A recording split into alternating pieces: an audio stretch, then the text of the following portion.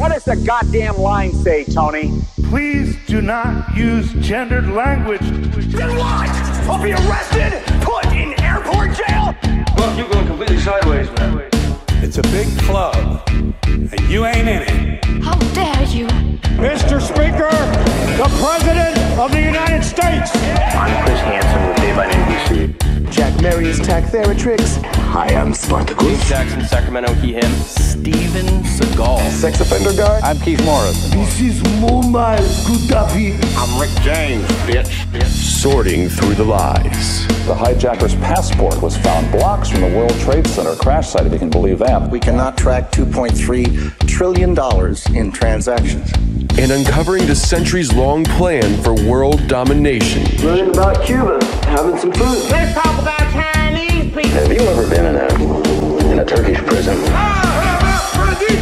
Swangles from Fort Lauderdale. I have sent 6 of my Libyan missiles to blow up the CS hardware department. Nothing could be more fun than jumping off a cliff with 2 German bisexuals. Oh, you English are so superior, aren't you? Thank you, comrade. And now, macroaggressions. That's what assholes call it.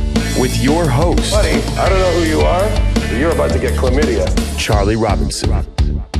Hey, Whitey, where's your hat? You want to drop the blame on Charlie and say it's all Charlie's fault. He was a retard. I get some goddamn diuretic.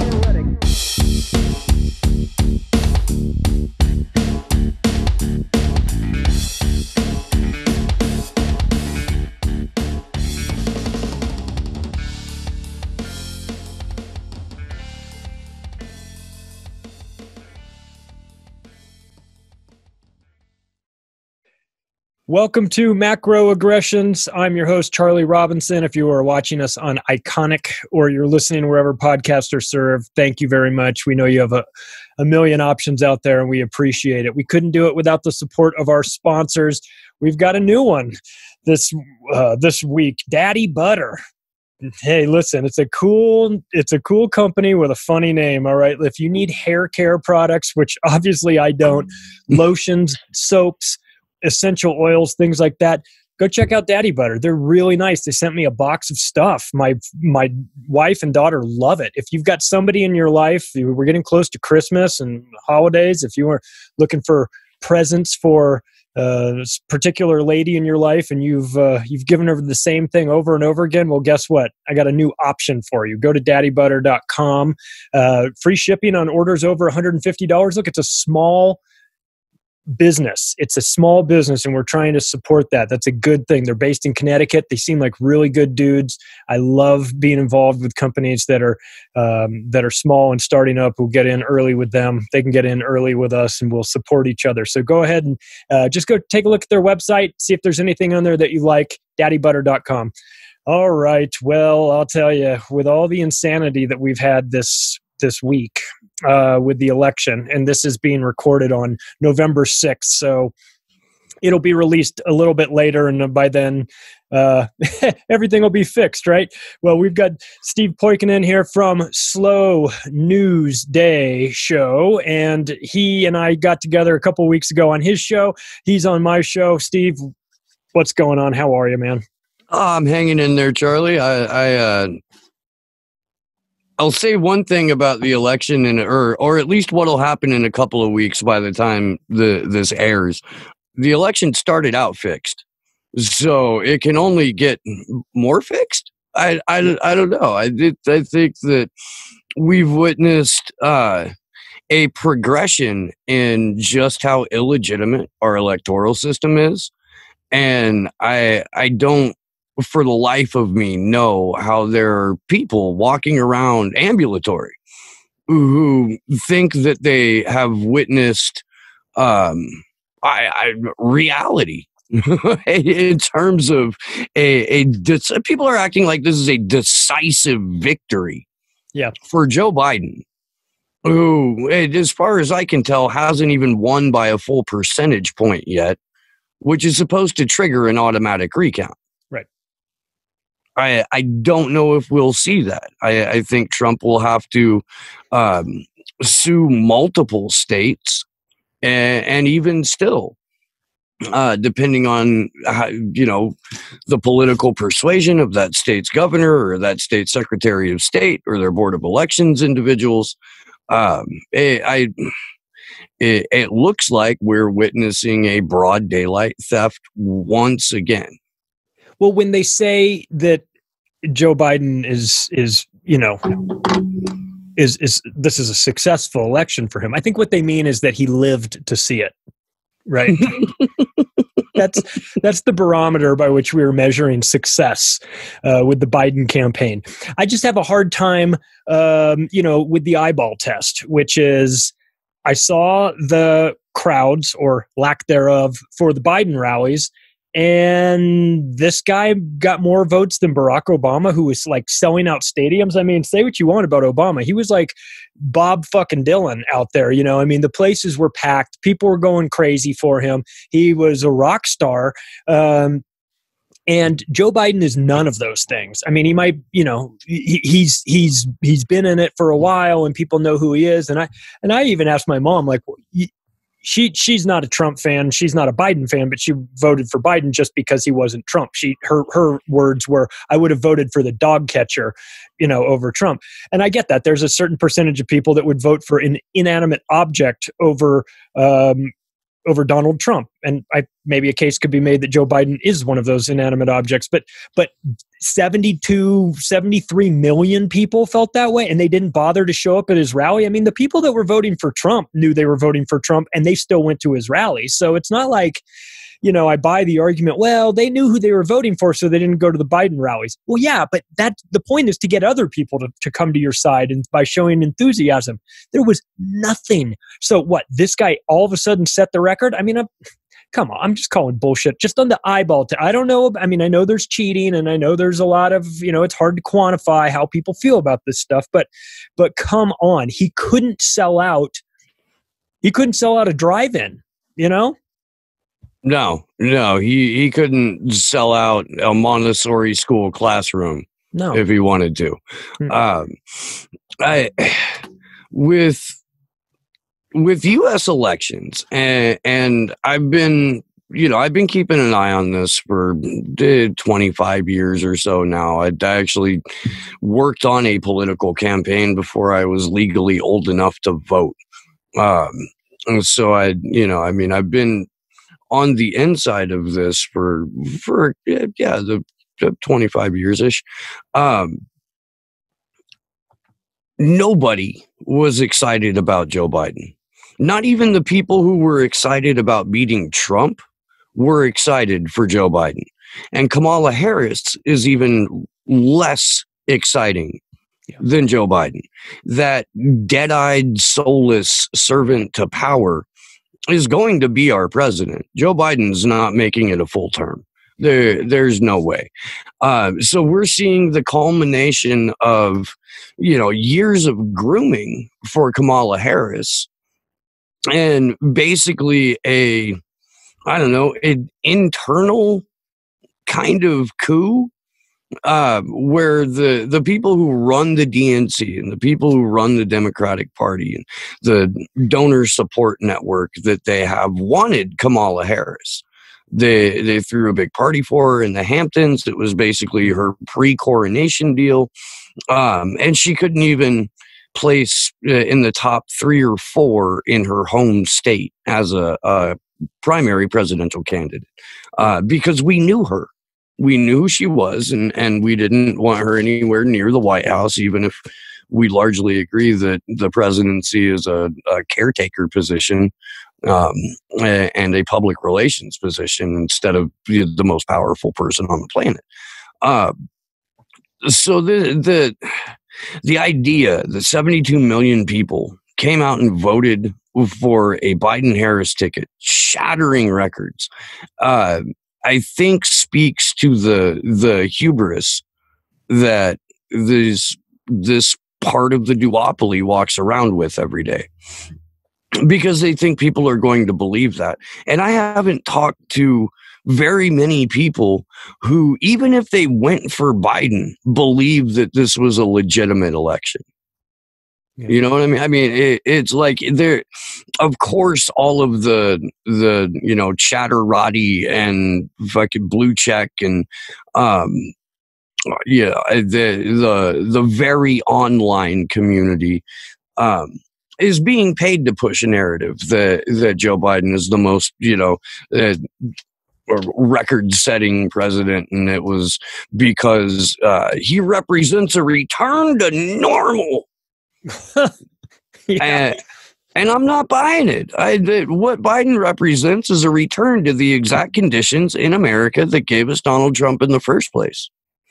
You got it, man. That's exactly right. It's like, this is, how many times do we have to play this game before we realize that we're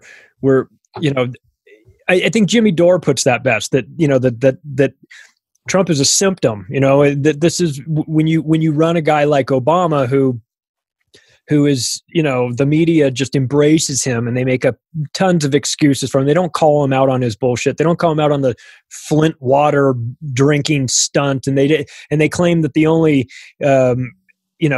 controversy he had in his 8 years was that he wore a tan suit one time to a press conference and all this stuff. And it's like, we're not stupid. All right. We understand this is or as my writing partner, Jeff Berwick, said, he called him, Barack drone bomber, because that's what he was. He's a drone bombing killer who's on the record saying, turns out I'm good at killing people. And you get all of this.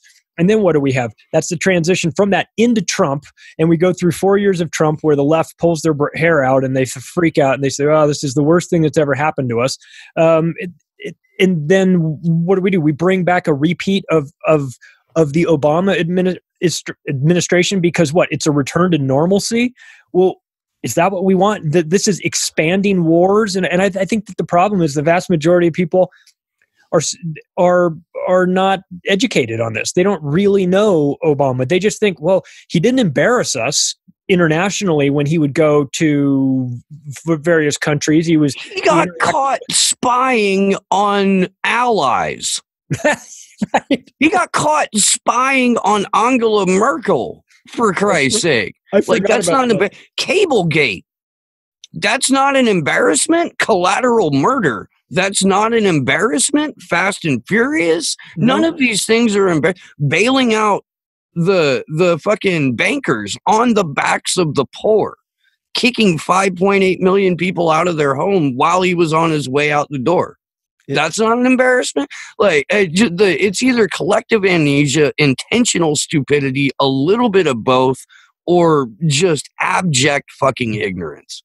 I'm sorry. Can I swear on your show? I didn't ask. Oh, it's encouraged. Okay, actually. Yeah, we prefer that. And to point it out to somebody that was an Obama fan, they look at you like you have three heads, like that you're telling them something that they've never heard before. What? How dare you? How dare you tarnish this man's reputation? It's like, I'm just by reading out loud what his record is, Yeah.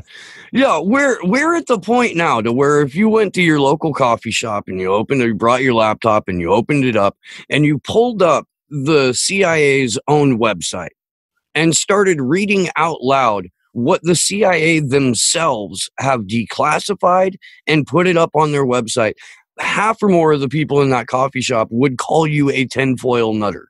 And you can be like, look, but it's right here. No, I'm not. They would rather not know and keep going because being incurious is somehow equal to being safe, I think. Yeah. I haven't figured that. I'm not an incurious person, so I haven't really actually figured out. I'm speculating wildly. I mean, I'm probably like you in that I'm objective to the insanity of both sides. I'm not here to pretend that one side is necessarily better than the other, but I have found myself in the unenviable position of defending Donald Trump more and more lately, not because I like the guy, I don't, but because the attacks from the left are so unhinged and the media is so dishonest in there that I find I have to stand up and just say, those are all lies. How dare you do that? And I'm defending Trump behind me saying, stop the bullshit. And I don't ever want to be in that position, but it's like they're making me do it. They're making me do it with their dishonesty. And I just look, Orange Man bad. I get it. You guys don't like the guy. I didn't like the guy before he became president. I've got a list of problems with the guy. I don't like that personality. I don't like people like that. I would never want to be friends with somebody like that. But my God, I've never seen somebody be so targeted by the media. And I get it. You become president and you put a big target on yourself. You ask for that job, you're gonna get hatred and everything. But the media is so dishonest and they just can't, like, I always felt like there's enough legitimate stuff about Trump that he's done in the past, or that you don't need to make up stuff about him. Why would you be making up things? But they can't help themselves. It's just if they legitimately criticize Donald Trump over the many, many, many things you can legitimately criticize Trump over, they would have to either add that Donald Trump's agenda would have been impossible to pass without the help of the Senate Democrats and the House Democrats. And they would have to kind of gather them all together for that. The fact that Trump ran on, we're getting out of these wars. And then he gets into office and he goes, okay, I would like to, have a troop withdrawal from Syria. We don't need to be in Syria. All of a sudden it was false flag season. And the Democrats would not let him pull out of Syria, wouldn't let him pull out of Afghanistan or Iraq or Somalia. We've been ramping up our military presence in Africa over the last decade to the point to where the entire continent is basically just a series of proxy wars between us and China. And nobody talks about that. And if the media were to whisper it, they would have to include the fact that Democrats are just as much to blame for enabling Trump in all of this, or going around his back to make sure that we have these forever wars. And that's not a track that they want to take, because it's in their best interest financially and for access to act like Democrats good, Orange Man bad. Chuck Schumer, even though he helped fast track over 100 of Trump's judicial appointments, he's the resistance, because he went home and campaigned on what a horrible person Donald Trump was while making sure that his agenda was passed. It's critical thinking, paying attention to what Republicans do and Democrats do. That's for idiots like us, Charlie. That's not for, the big brains at MSNBC or CNN or Fox, for that matter. Yeah. Yeah. Nancy Pelosi goes on and talks about what a danger Donald Trump is. Okay, and look, she might have a point. Look, okay, he could be. Yeah, he's a narcissist and a he's got personality traits that I don't appreciate, and he. Okay, all those things. Let's just say Nancy Pelosi's correct. He's a dangerous man. Why did you authorize him? Why did you sign off on his enhanced military budget? If he's so dangerous, why did you find? Well, he's a danger, but it's okay that we give an extra couple $100 billion to the military. Oh, really? Well, if you're so concerned about you're going to give the most dangerous man in the world an extra $150 billion to go play with the military. Either you're stupid or you're lying or you're in on it. So it's hard to even take these people seriously. It's hard to tell where the political theater starts and stops, because I know that in the past, the left and the right would fight with each other, and then they'd all be on the golf course in La Quinta. You know what I mean? Like when Congress was out of session. I don't know now. I mean, I think they might actually really despise Trump, probably because he's called them out. But they still play ball when it comes to the things that are sacred cows, like increasing military spending, continuing to give foreign aid to Israel, things like, they're fucking on board with him. Like, oh yeah, we're big fans of what he's doing. Of course.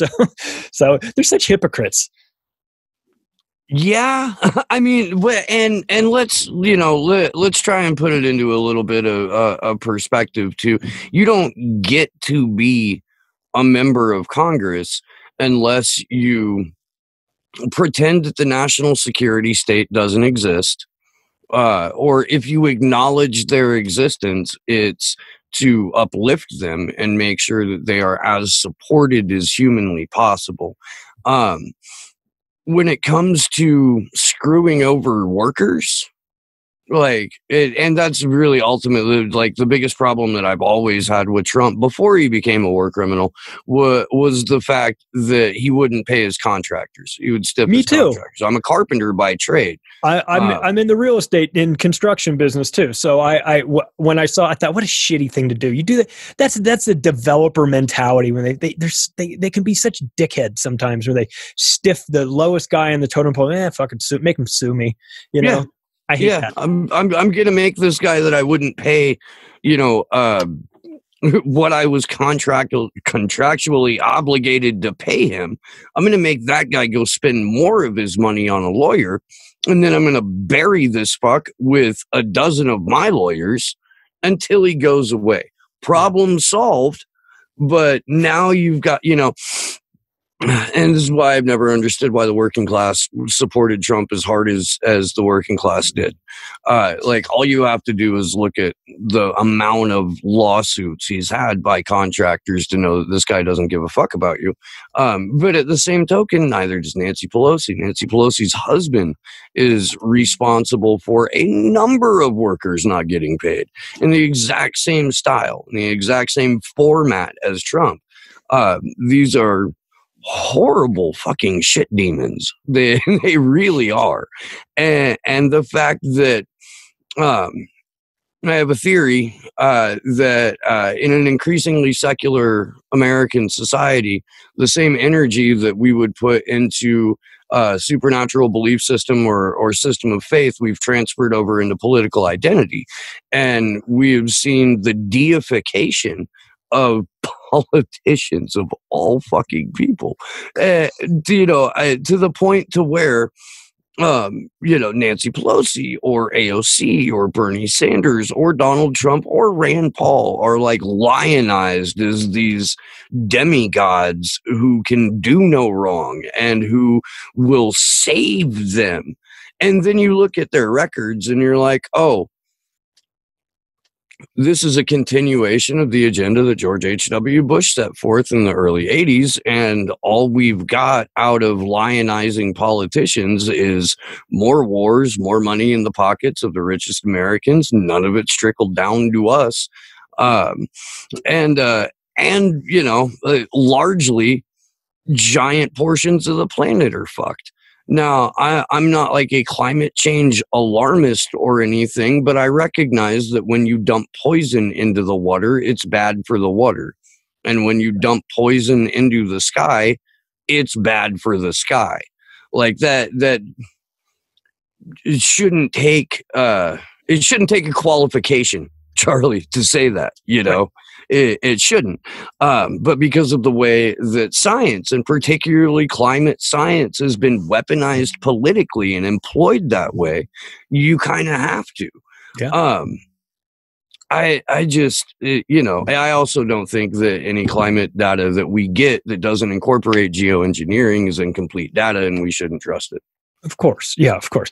Well, I wonder now, so your work, you've been doing exceptional work on the Julian Assange component. Now, I've been hearing a lot of things on Twitter lately saying, and this is, of course, wishful thinking, I would imagine, but I'm curious to get your take on this. Let's say Trump officially loses. He's on his way out. He's got 8 weeks or so to wrap things up. Pardon Assange? Does it happen? Could it happen? I mean, look, man, any moment of any given day, it's possible for Donald Trump to pardon Julian Assange. Is he going to? I doubt it. I really do. What we've seen with Trump is that even if he wants something to happen, unless it falls in line with what the deep state wants, with what the people who run the money behind the RNC want, it doesn't happen. So either Trump is a president without power, or he's a president with power, but he's elected to not use it over and over and over and over and over again. And neither way does that bode well for Donald Trump. I wish that I could be more confident about that. And I know that nothing would piss off the national security state or the Democrats more than a pardon for Julian Assange. And it's possible that Donald Trump can be convinced to like spite fuck him one last time. But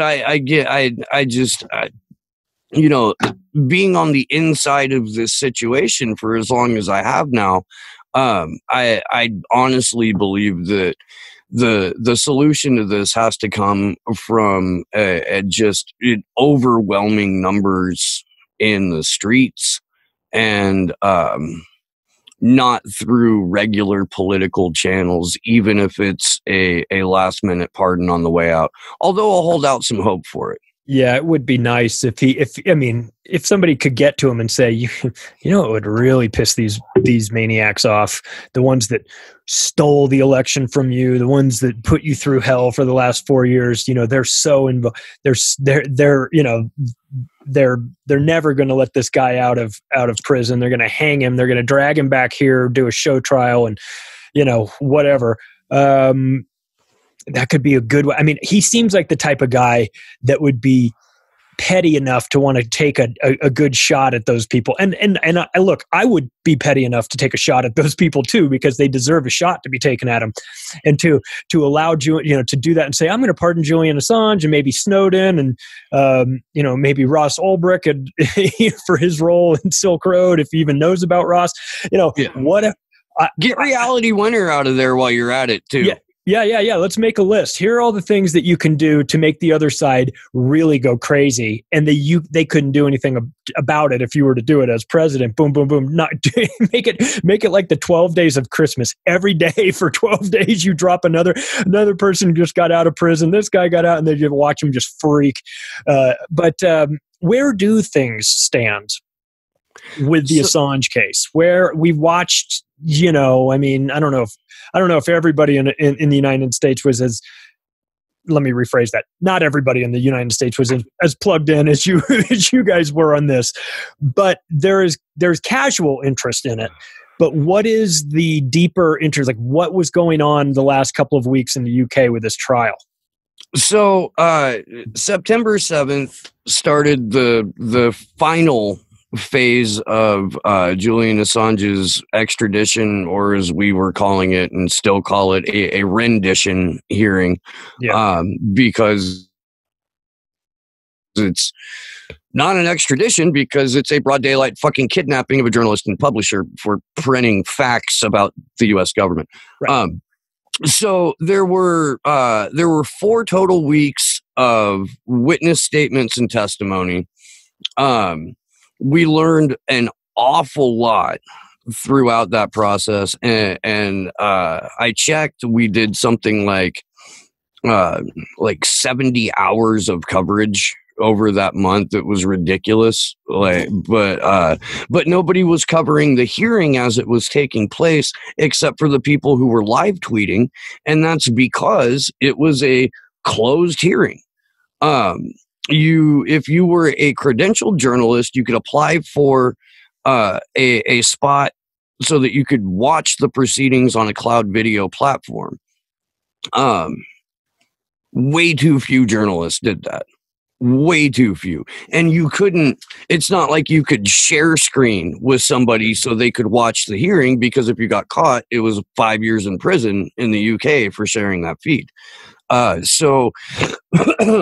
Action for Assange, the organization that I'm a national organizer for, and we do the Free Assange Vigil series, and have been able to crowdfund and put on several weeks worth of demonstrations in Washington, D.C. and other places. We got up at my dumbass got up at 2:00 in the morning, It's 5 o'clock in the morning on the East Coast. And we sat here in front of a camera for the duration of the hearing for the day and broke down what was happening and analyzed it based off of the live tweets and the fact that we had a couple of those reporters who would pop into the stream with us and let us know what was going on. Long story short, the prosecution started out this hearing in September saying it's okay if we extradite Julian Assange and torture him to death for 175 years because he's not a real journalist. And after several days of testimony proving beyond a shadow of a doubt that, yes, WikiLeaks is a journalistic outlet, Julian Assange engaged in journalistic activities, the prosecution changed their argument to, well, we can prosecute and extradite any journalist or publisher that we want. And they said the quiet part out loud there, and the woman, Claire Dobbin, who was working for the prosecution, was yanked and wasn't allowed a day in court for about another week because she said the quiet part out loud. So then they changed their tactic to, okay, well, look, it's not about whether or not he's a real journalist or a publisher. He had a conversation with Chelsea Manning where they talked about the eventual possible maybe need to hack into the systems that she was working on. And that's what we're concerned about. And that is the only reason we're prosecuting him. And then they had someone who had testified at Chelsea Manning's court-martial who got put on the witness stand. And he said, Chelsea Manning didn't need a username or password to access any of the information that she then allegedly gave to Julian Assange. Didn't need it. Didn't need it. Did not need a username or password for Cablegate, for the Iraq war logs, for the Afghan war logs, for collateral murder. It was just on the system and accessible for up to 100,000 people at Manning's rank alone. Which was it? What was his rank at the time? Low, right? Yeah. Very. Whoa. Like staff sergeant or something like that. Okay. Like, so, not a high rank. So anybody could have accessed this. Anyone at her level or above could have accessed it. No password, no username required. So that came out. So they changed their argument to, well, okay, but people were hurt as a result of this. And then they had several days of testimony where it was proven in court that beyond a shadow of a doubt, no harm had come to anyone as a result of a WikiLeaks release. There was one person who they tried to say was harmed by this. That got shot down and blew out of the water. So they jumped to another tactic, which was, we really don't like this guy and we would like to torture him for 175 years. So if you could just give him to us so we could continue torturing him to death, that would be fantastic. And that's about where they left it. The last day of the hearing, they had the former co-founder and a former employee from UC Global, the Spanish security firm that we now know was contracted by the CIA through Sheldon Adelson to spy on Julian Assange, to plot his murder. That came out. To possibly kidnap him. That came out. All at the behest of Trump's largest and most influential donor and the Central Intelligence Agency. And yet the U.S. maintains that this is not a political prosecution. And how they can do that with a straight face, Charlie, I have no idea. Well, Shelley Adelson is like a straight-up mobster. I mean, I lived in Vegas for 10 years. That guy's running a faction of the Jewish mafia. This is undeniable. Yeah. This is so. We're going to talk about in the British court. You're going to expose a murder for hire plot. And that isn't going to trigger anything. But the guy that accessed information that was on a computer that he didn't need a username or password for, that guy you got a problem with. And the person that he gave that information to, you've got a big problem with. but you don't have a problem with the plotting of the murder of a journalist in an embassy on UK soil. You would think that there. Well, it was Ecuadorian soil, but yeah. Oh, Ecuadorian soil. I guess, yeah, technically, yeah. Yeah. Well, yeah. Oh, and there's a little bit more to that too. There is the case against UC Global is still ongoing in Spain. Julian may actually testify in that.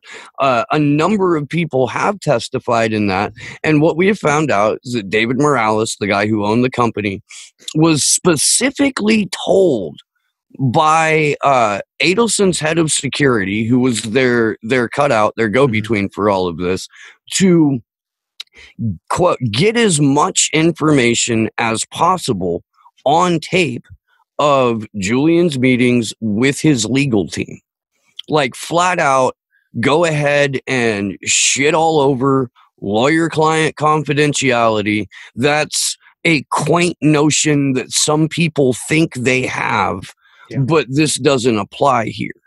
So from 2017 until April 11th, 2019, every single meeting that Assange took with his lawyers was not only taped, it was filmed, in some cases live streamed, and given to the Central Intelligence Agency. Good Lord. Yeah. Yeah. And again, this came out in court.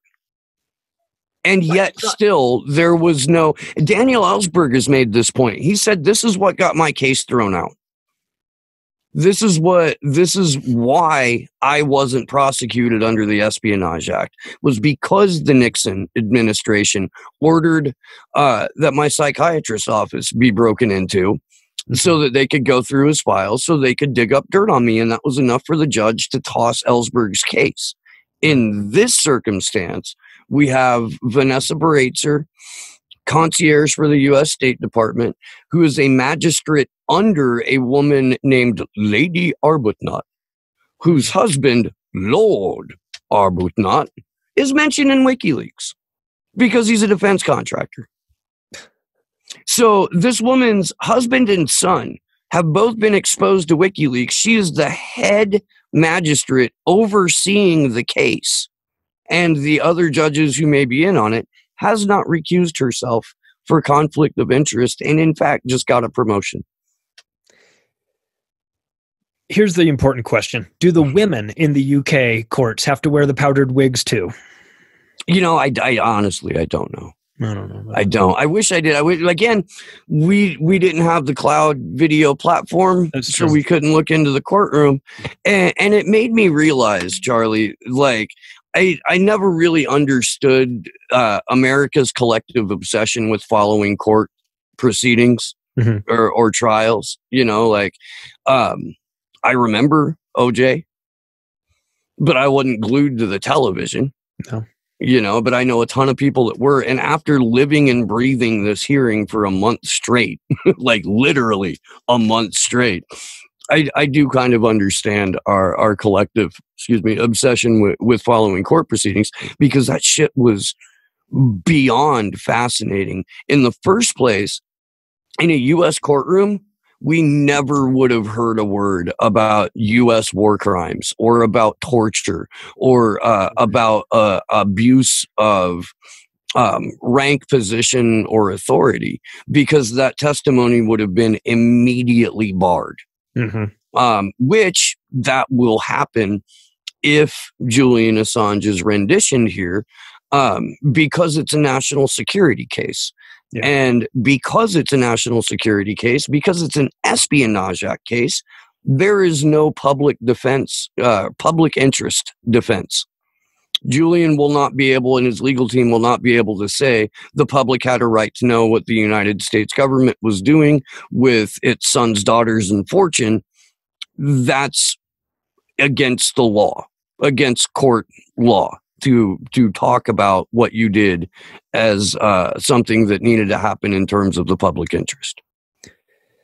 Do you think the U.S. government, if that case moves back here, will just put so much pressure on Assange's defense team that they don't give him the sort of defense that he deserves? Like, if I was a defense attorney representing Julian Assange, knowing what I know about the behavior of the intelligence agencies in this country, I don't think I would be starting my car in my garage every morning. I think I'd be worried that I'd pull a Sam Rothstein and blow myself.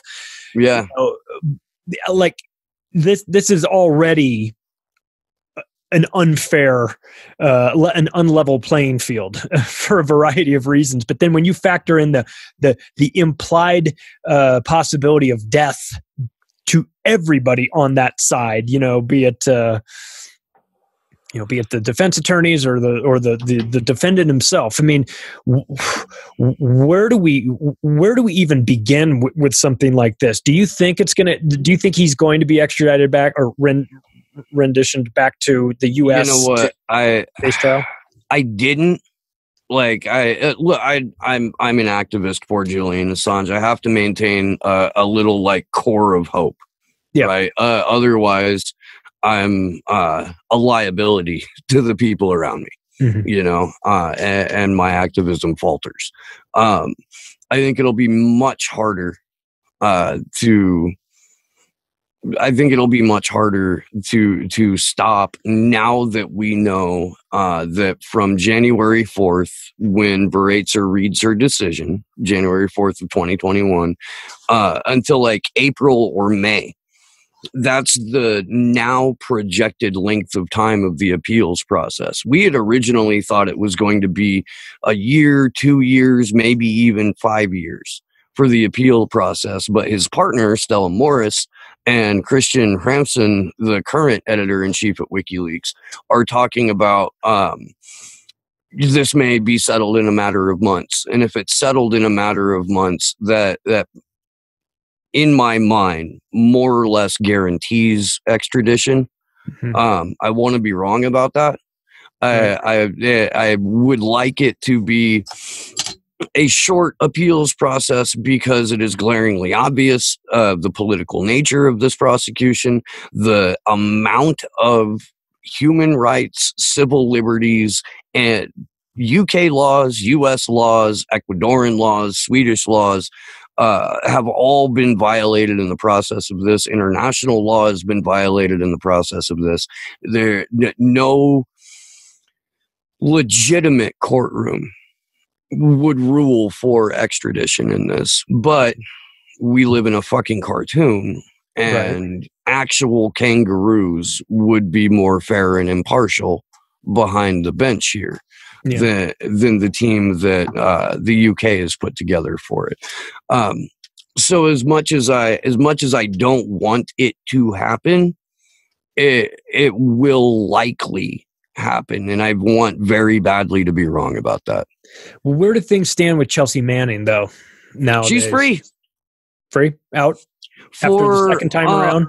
Almost 270 days. Well, okay, maybe it'll be a lot harder to put her behind bars again, because the entire reason that she was locked up was for refusing to testify in the grand jury, the WikiLeaks grand jury, that was secret until WikiLeaks exposed it because someone gave them some leaked material, and it proved the existence of a secret WikiLeaks grand jury. So she was locked up each time after her initial sentence for what she was court-martialed for refusing to testify in this grand jury. Jeremy Hammond, same thing. He got dragged from Oklahoma to the Alexandria Detention Center because he wouldn't testify in this grand jury. They dismissed that in March of this year. Grand jury no longer impaneled. So Chelsea Manning was no longer in violation of anything because the grand jury didn't exist anymore. So she was released. It's possible, but not likely, that they can impanel a new grand jury and demand her testimony, and she can refuse and she'll get locked up again. However, does it max out at 270 days? Is that... There's no maximum. I thought there was a time limit on the grand jury testimony or something. Oh, maybe. Yeah. I don't know. We just keep a running count when we do the Assange vigils. Every time that we start, we tell you how many days Julian Assange has spent in illegal and arbitrary detention. How many days is that? It's almost 3,700. I can God damn, tell you here in a moment. I'll pull up from Wednesday. But yeah, the UN Working Group on Arbitrary Detention found that his time in the embassy was indeed a form of arbitrary detention because he couldn't leave, because he couldn't even go see a doctor. Like, had he stepped foot outside that building, he would have been swarmed and again dragged to Belmarsh Prison, the Guantanamo Bay of the United Kingdom, where he is right now. I always thought that they should have, when he was in the Ecuadorian embassy, they should have held a Julian Assange lookalike contest in the lobby there and get like 50 guys that looked exactly like him, mix him in there, and then open the back door and send everybody out in different directions running. I figure they, the real one might have gotten away. That's funny. So it's 3,621 days.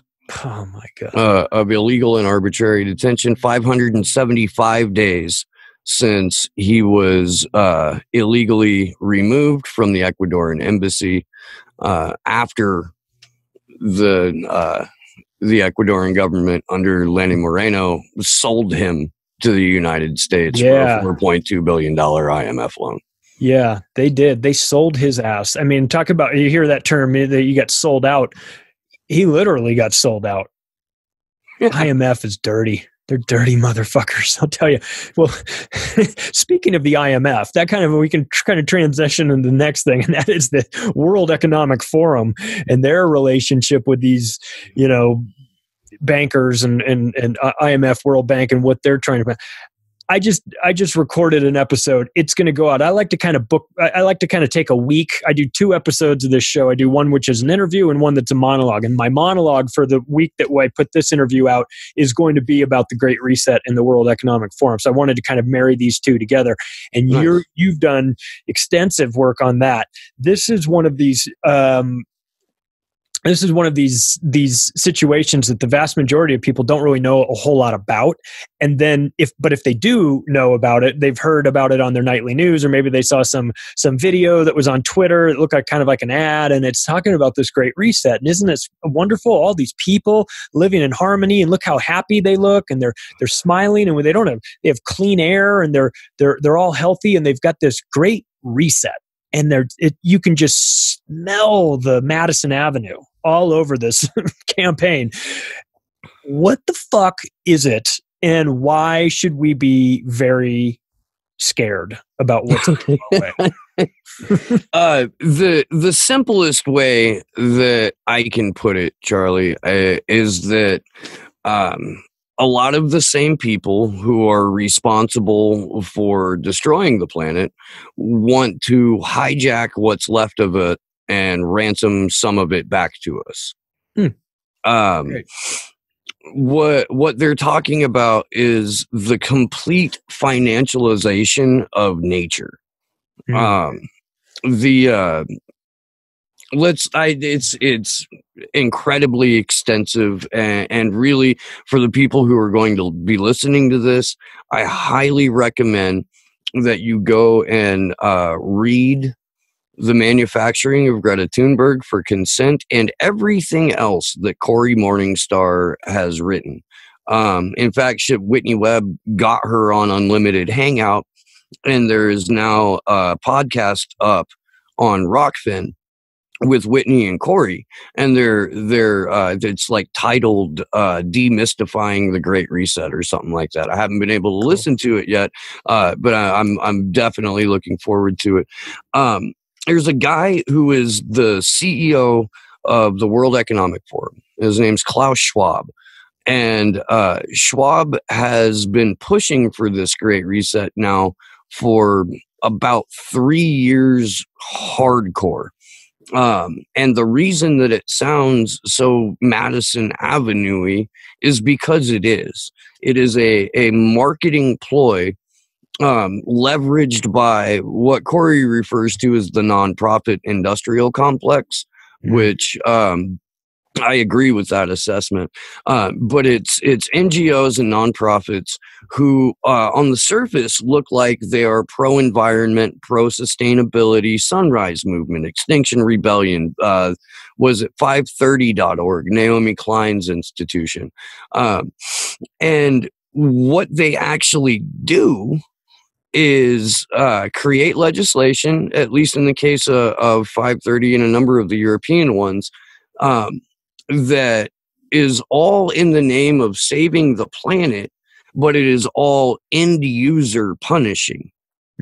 All, cap and trade, carbon tax, this, that, and the other. And it rolls back down onto the little guy. Corporations are under no obligation whatsoever to adhere to any sort of sustainability rules, although they're going to start being awarded government contracts. This is one of the things that a Biden-Harris administration promises, is the ushering in of this great reset and of they call it the fourth industrial revolution, which again, that's the complete financialization of nature. There's so much involved in it. There really is. I'm going to try and not get lost. If you have any specific questions, I might be able to field those better. Otherwise, it's just there's so many different moving parts to this. Let's focus on the part that I didn't get too far into in my monologue episode, which is the carbon tax cap and trade component of this. That where they, like you said, punish the end user for their carbon output, take these carbon offsets that companies are allowed to have, package them up on Wall Street, allow you to sell your, the what's left. If you didn't use all of your allotted amount of carbon output, you can then take that excess part and either roll it over and use it next year, or you can take it to Wall Street and sell it. And I thought, God damn, what an evil genius thing to do, where you invent something out of thin air like the government does, like an allowance, like a cap on what you can pollute, let's say, in carbon. And then anything above that, you get taxed on it. And then they take that allotment and use that and they let Wall Street run it and say, you guys manage this whole thing. Like, we'll let you kind of run this marketplace for carbon offsets and carbon credits and things like that. Yeah. Let's let Goldman Sachs be in charge of this, because they haven't been busted rigging LIBOR, Forex, COMEX, silver spoofing, gold spoofing. I mean, they're trustworthy, right? They're not going to fuck this whole thing up. So we talk about the cap and trade component of it, like how that is going to be. Where you mentioned that the corporations would wouldn't be involved in this. I think the way I put it in my first or second book was that it would be like you'd get a waiver. You could get a waiver if you were ExxonMobil or something, or if you were any company, you theoretically could get a waiver. But the only ones that are going to get the waivers are the companies that are tied in with the government, like ExxonMobil. And of course, they're the ones polluting the most. The U.S. military is polluting the most, but they're clearly not going to get a cap put on them. So really what it boils down to is a tax on us, a carbon tax on us that will be used to fund the New World Order, which is fucking wonderful, I guess. And then on top of that, there's a component of it that gives Wall Street a brand new casino game to rig. Is that absolutely? Yeah. So a lot of this, at least here in the States, not necessarily so in Europe. And by the way, Europe is where most of this is coming out of. Western Europe. That's where most of the NGOs responsible for this are located.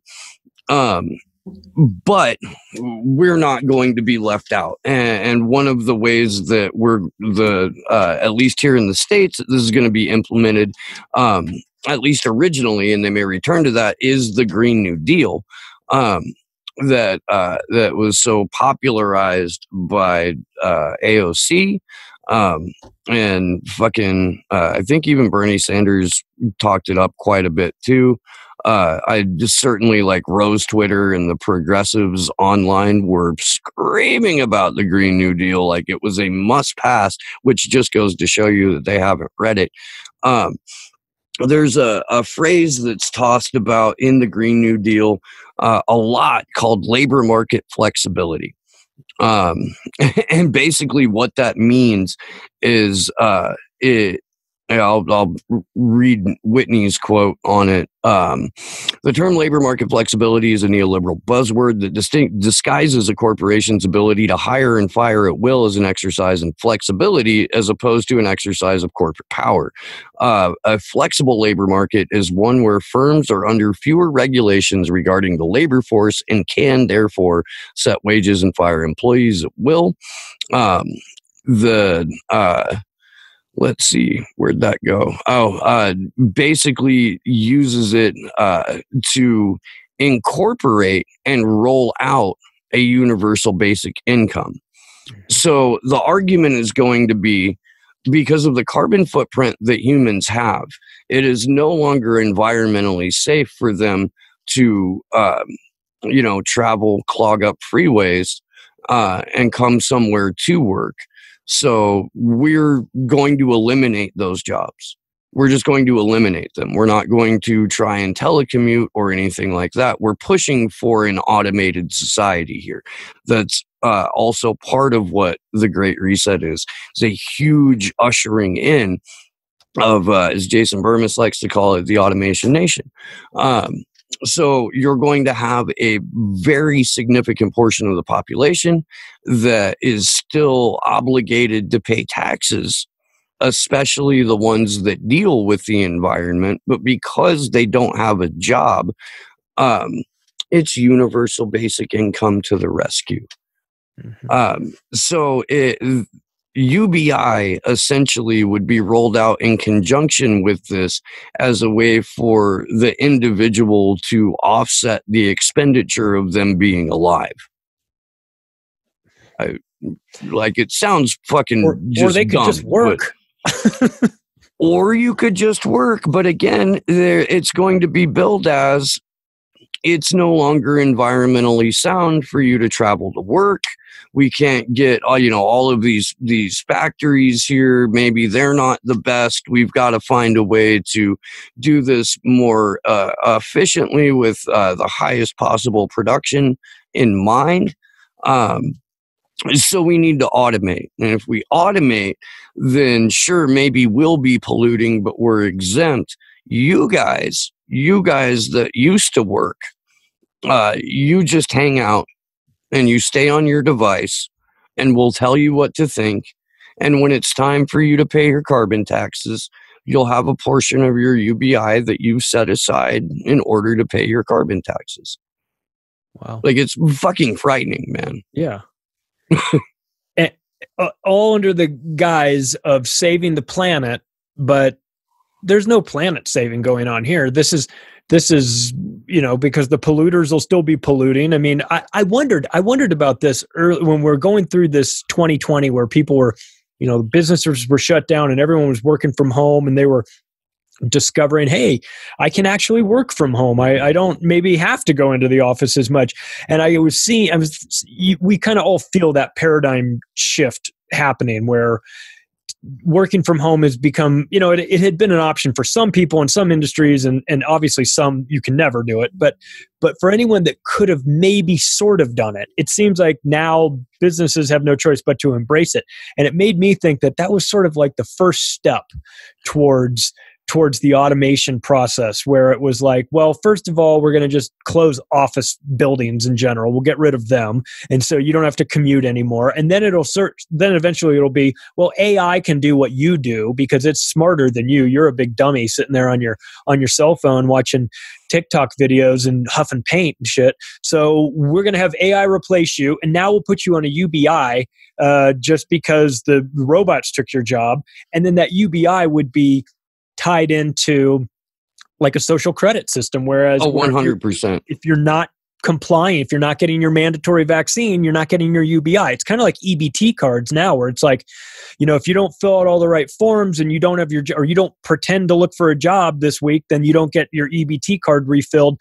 And I could see the same thing being used with a UBI component, where they say, well, we've got free money for you. I mean, we're trying to give you free money, but you're not qualifying for it. And well, what do I have to do to qualify? Well, you have to get the vaccine.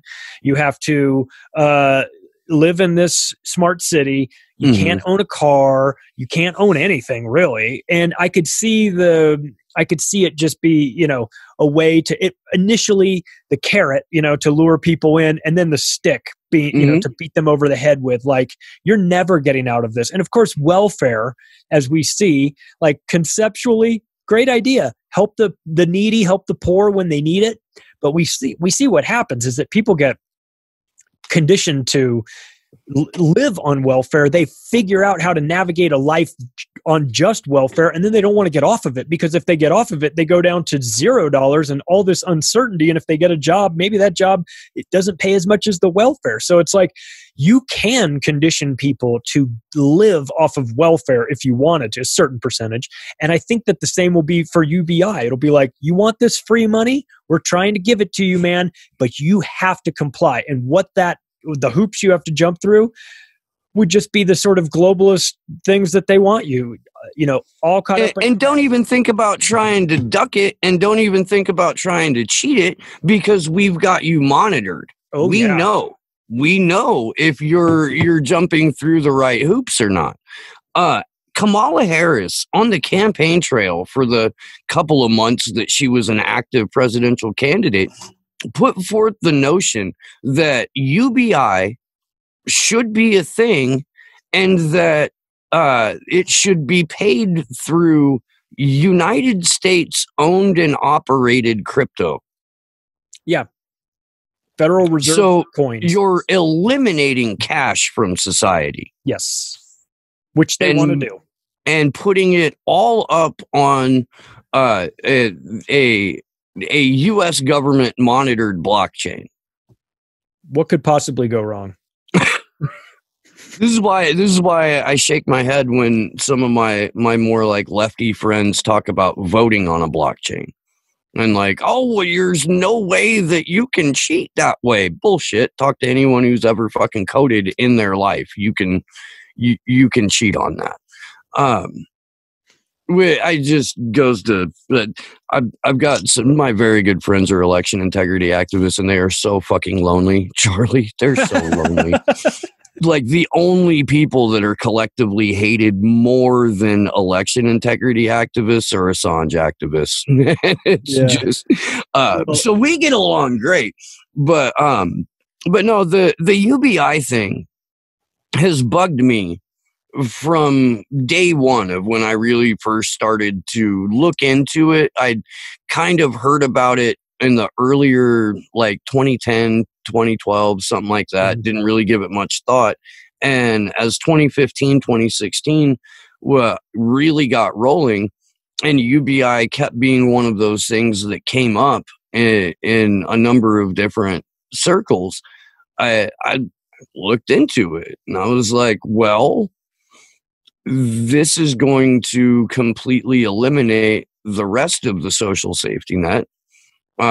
This is going to tether people in ways that we can't even imagine yet. And it's going to come at the cost of a cashless society, which is definitely not something that I'm in favor of. No. In fact, I need to call somebody up who's a UBI advocate and see if he wants to do a little on-camera debate about it. Yeah, I'd love to do that. It's a fascinating topic because on the one hand, the way they frame it is, we're just trying to help you out so that everybody's got, the basic, the bare necessities. And you go, okay, that sounds good. And then you go, well, wait, who's offering this again? Oh, it's the U.S. government. You're like, oh, fuck that. I'm not interested in that. Whatever they're selling, I'm not buying, because how many examples of this do we need? Hey, let's ask the Native Americans how it worked out when you just rely on the federal government for everything that you need. Let's see how are you guys doing? How's your reservation working out for you? Pretty shitty, I would suggest. So the U.S. government, the only thing worse than their ideas or, their the problems that they create are the solutions that they create to solve these problems. And UBI sounds like another one of them. And it feels like a trap to me, which of course it is. And as they say, the reason why mice get caught in the mousetrap is they don't understand why the cheese is free. And I think a lot of the people in the United States don't understand why this cheese is free. So they go walk in and grab it, and then they got you. So between the fuckery with Assange, the craziness of the elections, the upcoming the Great Reset and everything, I mean, it seems like we are in an unbalanced world where the maniacs are running things. The vast majority of the population have been properly dumbed down to the point where they are incapable of using critical thinking to analyze any of these concepts that are coming their way. They're just cheerleading the establishment, clapping like a bunch of hey, clap for the NHS workers out there, clap at 8:00 for the NHS, and then they go out there and clap like a bunch of seals. I mean, we got to take some responsibility for ourselves, do we not? I mean, this world that we're living in, it seems like we've been so dumbed down, and I have got plenty of problems with these globalist maniacs, but boy, I still save some of my contempt for the rest of us, for the population, because we have just really outsourced our critical thinking to the media and the government and all these people, the worst people in the world, the religion, our preachers and things like that. We've just said, oh, think for us, because I tried it once and it's so hard, I heard it's bad for the hair. Yeah. Well, dude, there you go. I was thinking and it all fell out. Oh man. So where do we go from here? Let's end this on an optimistic note, shall we? So Julian Assange at the closing to the foreword for Cypherpunks says, our task is to secure self-determination where we can, to hold back the coming dystopia where we cannot, and if all else fails, to assure its self-destruction. We are right at that point where those of us who have been holding back the coming dystopia as much as humanly possible are about ready to snap. Yeah. So what I tell people, and what I've been telling people for years and years and years is we do have an opportunity to make our communities as sustainable as possible with as little reliance on the federal government or a faceless, soulless corporation as possible. This can be achieved, but what needs to happen is we have to stop playing into the hate thy neighbor dynamic. We have to start again, maybe, or if for the first time ever, recognizing our neighbors as fellow human beings, as people who at least deserve the opportunity to earn our respect, and we deserve the opportunity to earn their respect. But we have to be fucking grown-ups about it.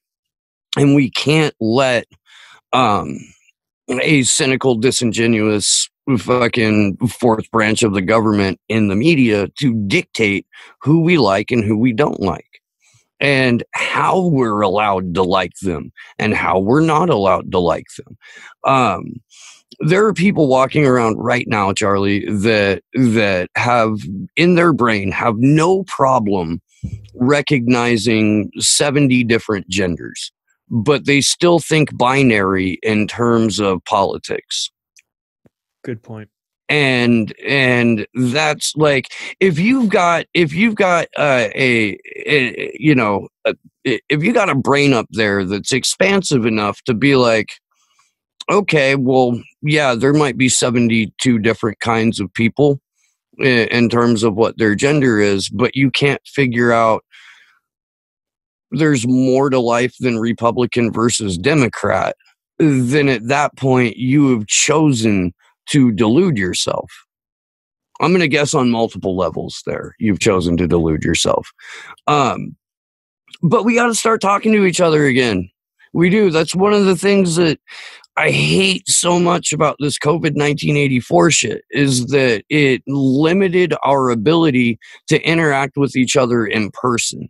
And in person is where we make the biggest differences. And having a conversation one-on-one like we are now is fantastic. It is. And I think that more people need to do stuff like this, where you have, not necessarily have a show, because I don't want the competition. I'm kidding. Right. That's a joke. I don't fucking, but, having conversations that get the ball rolling, and then take what you enjoyed from this and go physically talk to somebody else about it. Because Sammy says it all the time. We're more alike than we are different. I have much more in common with some schlub who just voted for Joe Biden or Donald Trump than I ever will Joe Biden or Donald Trump. Mm-hmm. And I don't think for a moment that anyone looked at Joe Biden and Donald Trump and went, this is the best our country can do. No, certainly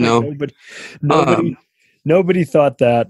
So we know inherently, we do. I think the vast majority of the populace knows that something's wrong, isn't sure how to talk about it, but wants to help make it right to the best of their ability. So that's what we have to do. We have to go and we have to talk to people, and we have to figure out how we can right this without their help to the best of our ability, which I'm sure sounds a little Marxian, but it's not. No, I think it's the good first step to have these conversations. Steve, where can people find you? Where can people find your work? Where can people find your show? Where can people stalk you? So, if you really want to stalk me, you can move to the Santa Cruz Mountains. If you're a little lazier about it, I am on Twitter at Slow News Day Show. I finally, on election day, deleted my Facebook, and I feel like 40 pounds lighter. Oh my God, it was so nice. So nice. Just this instant, like, oh God, that felt good. So at Slow News Day Show on Twitter, I'm probably going to start being more active on Minds. I'm on Minds as Steve Poikonen. Let's see, the show, I'm trying to get people to watch it on the Rockfin, man. The Rockfin is a fantastic platform. It's like the anti-YouTube. They started it with us as content creators in mind. There's no censorship.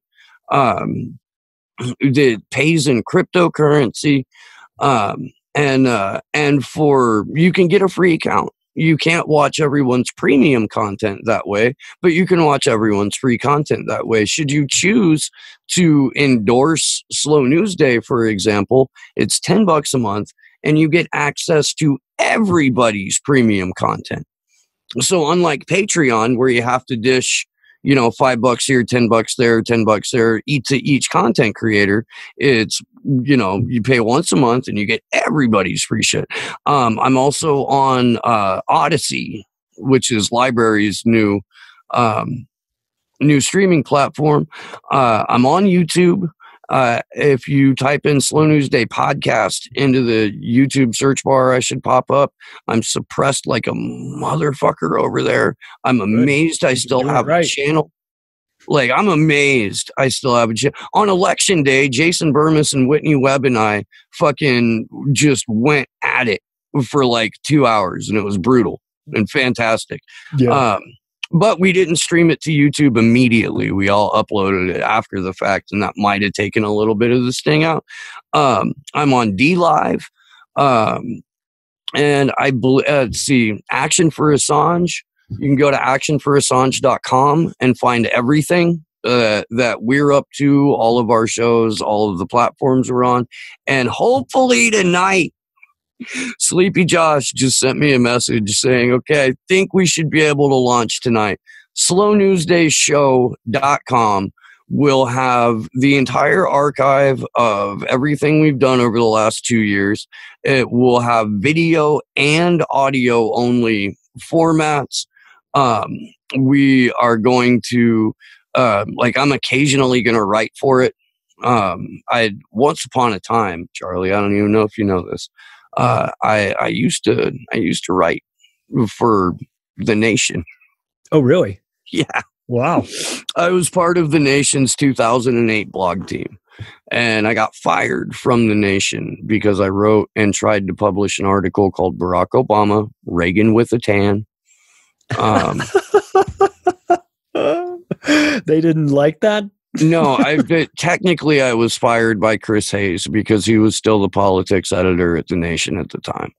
But so I'm gonna start writing again. Caitlin Johnstone says you can republish any of her stuff, so we'll be another place where you can catch up with Caitlin Johnstone's work. Ray McGovern has given me permission to reprint anything he writes. There's a couple of other journalists out there that have said the same thing, but I'm trying to keep that shit under my hat so you can be pleasantly surprised when you go to SlowNewsDayShow.com, which should hopefully, again, as of November 6th, be live by like midnight tonight. So by the time this airs, it'll be up and running. That's great. Hey, everybody, go support Steve's work. Share this video. God knows the algorithms won't do it. They hate us. They hate my guts. They hate Steve's guts even more, I'm sure. So bad. So I watch my view counts roll backwards. Right. Yeah, they're rolling back Steve's odometer over at YouTube, but the rest of us we can do what we can to share the word. So thanks, everybody. Take care, Steve. Thanks. You're the best. Thank you, man. I appreciate it.